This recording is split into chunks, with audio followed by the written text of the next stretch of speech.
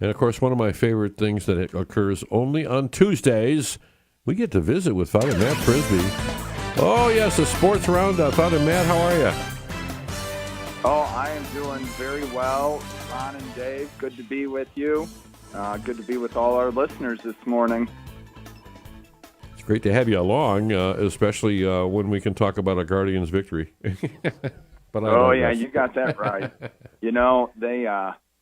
That's right. They played the Phillies this past weekend, who, of course, is one of the top teams in the National League. They took that first game in the series, and then the next two games, they really didn't score runs. In baseball, if you don't score runs, you can't win. So, but they beat the Brewers last night, 5-0. So good to get back on the winning side of things. And of course, the Detroit Tigers just continue to pummel other teams. So I think they still have I want to say it's a 2.5 game lead in the American League Central. And as I was listening to the Tribe last night, I was going to the grocery store, had the game on the radio, and Tom Hamilton was talking about the Tigers. They were, at the time, beating the Boston Red Sox 12-0 with a 9-run third inning for the Tigers. But Tom, the Hall of Fame, the award-winning voice of the Cleveland Guardians, Indians, he's been voice of both. He mentioned the Tigers have the best run differential in baseball at plus 84. Run differential being what is the number of runs you have scored against the number of runs that you've allowed. They're at plus 84. So that means, as Tom Hamilton said last night, they're not just winning, they are pummeling teams. And it pains me to say, I'll say that much, because I think the Tigers are going to be the team to beat in the American League Central. Sure, plenty of baseball still left, but run differential really does kind of tell you something about a team, and they have been beating up on teams, not just lousy teams either. They've been beating up on good teams. So with that, though, the Tribe, they are the team with the second best record in the American League. So as long as they can kind of keep sticking around, we'll see what happens. The opposite of left is right, the opposite of up is down. And if you look for the opposite of the Detroit Tigers in the basketball NBA playoff setting, at least, it's the Cleveland Cavaliers. It's tough. I don't know if it's true or not, but I understood that they reached out to Pope Leo to ask for prayers because they were in a desperate situation. He said, you ain't the 87 Bulls. Let's just be clear. So I think they're in trouble. Oh, yeah. I mean, they are in trouble. That's right. I mean, they just got beat up the other night against the Pacers, and then Donovan Mitchell, their star player, did not play in the second half. Yeah. An apparent ankle injury. So that does not bode well for them. Did not start this series well. Went down 2-0 right away. They didn't have, probably their second best player, Darius Garland. He was out those first two games, and now, without Donovan Mitchell, they're in a world of trouble. Now, Charles Barkley, the ever-quotable Charles Barkley, said, look, all you have to do is take a one-game-at-a-time mentality. You can't worry about the rest of the series. You just have to worry now about Game 5 and winning that one. And we know with the Cavs, now they had LeBron James at the time, and they had a completely different team 9 years ago.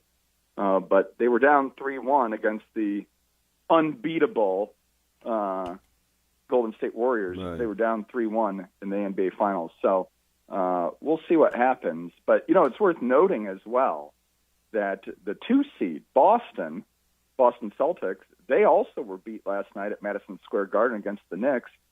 And it looked like Jason Tatum, their star player, I didn't watch much of the game, but towards the end of it, you saw him coming out of the game through the tunnel or whatever on a wheelchair. So the Celtics are in a world of trouble too. And, those were the two teams that were really kind of lauded as by far and away the best teams in the East. And this is why you play the playoffs. Now, I'd be interested. Obviously, I want the Cavs to continue winning and advance, but, it would be a little bit of nostalgic fun for the Pacers and Knicks to make it to the Eastern Conference Finals, because we just remember the battles that the Knicks and the Pacers had in the Eastern Conference playoffs back in the 90s when, the Knicks had Patrick Ewing and Anthony Mason and John Starks, and the Pacers, of course, were led by Reggie Miller and company. And those were battles, and those two teams really did not like each other. So for those who remember basketball back in the 90s, it could be a little bit of a throwback. Well, and right now both are sitting at 3-1, and so I don't. And what's crazy in both of those series, Father, you get the Celtics really beating up on the Knicks. They've got a 14-point lead, they've got a 16-point lead, they've got an 18-point lead, and doggone if the Knicks if they don't come back and beat them. Same thing with Cleveland, getting up on them, and then the Pacers just keep coming back, including that 48-second comeback. Just crazy how they've won some of these games. Yeah, it is. And, for the Cavs, they did that a lot throughout the regular season. They'd be down, and then as Cleveland fans would call it, there would be a Cavalanche. And they would make these, they'd have these big comebacks. But now the tables have been turned on them a little bit. And, the key is, and I'll just go back, you got to find a way to win Game 5.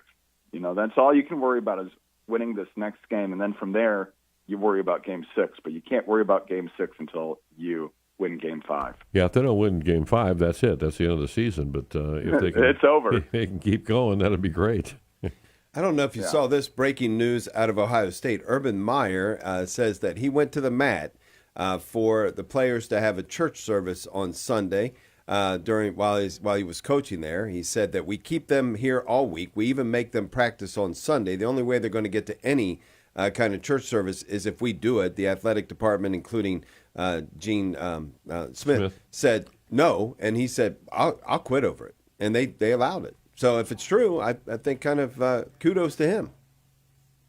He probably should have stayed out of the bar with the people on his lap. So, but I'm just saying that was a good move on his part. Absolutely. I know it wasn't mass, but which can't force that on everyone. But nevertheless, I do remember hearing one of the former assistant coaches under Urban Meyer talking about having church services on Sundays. So that indeed is true, which is pretty awesome. And good for him saying, I'll quit over this too, So, speaking of Ohio State, it's worth noting this came out yesterday, much to the ire, I think, of a lot of Ohio State fans, that the opener, they open up at home against the Texas Longhorns, and people were hoping for a night game. We remember that game against Tennessee in the playoffs, the electric atmosphere at the Horseshoe for that. And what did the Buckeyes get for that opener? A noon game. A noon game. The Fox Big Noon kickoff or whatever they call that. I don't even remember anymore. Mm-hmm. But noon game, which I know just drives a lot of Ohio State fans crazy, especially a big game like that. You kind of hope for something more, especially that game's on August 30th. You think at noon it is going to be hot. Oh, yeah, right. You suspect. Yeah, that's got to be the big game of the weekend, right? There's not a bigger game than Texas-Ohio State that early in the season, I wouldn't imagine.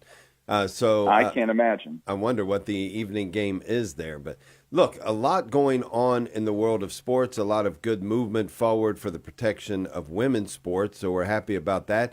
And a lot of wonderful competition going on as well. But remember, Father, the WNBA starts soon.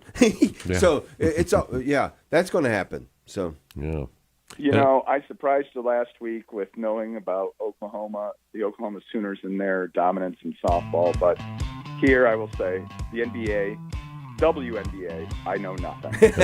I know nothing.